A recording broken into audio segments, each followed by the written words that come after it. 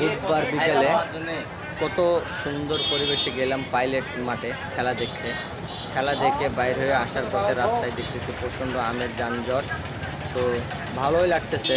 আর খেলাটা বিশেষ করে খুব সুন্দর লাগলো। খেলাটা ছিল হলো আমাদের সাপাহার ইউনিয়ন আর ইউনিয়নের পোলাপানরা, অর্থাৎ খেলোয়াড়রা দুইটা গোল দিয়েছিল। দেখার শেষে আমরা আসতেছিলাম যে আমার বন্ধু কথা বলতেছে, আপনারা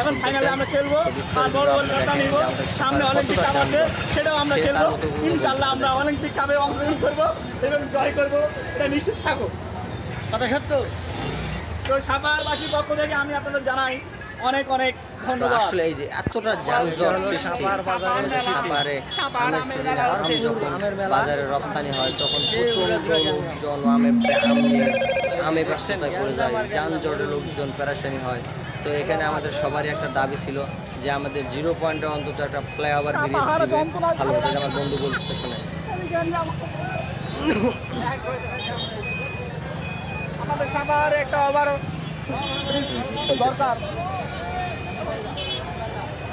আসলে এখানে একটা ফ্লাইওভার ব্রিজ দিলে খুব ভালো হয়, অর্থাৎ পার হওয়ার জন্য খুব ভালো হয়।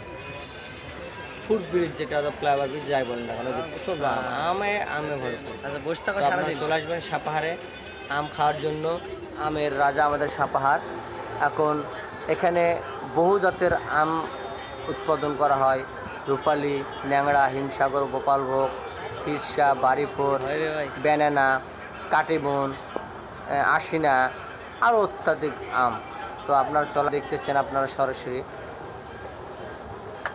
লাইনে একাকার। আমাদের অন্যান্য জেলার লোকজন আমাদের সাপাহারের ভিডিও, আমাদের সাপাহারের আমের যানজটের ভিডিও করে নিজে তারা তাদের এলাকার নাম দিয়ে ছাড়তেছে।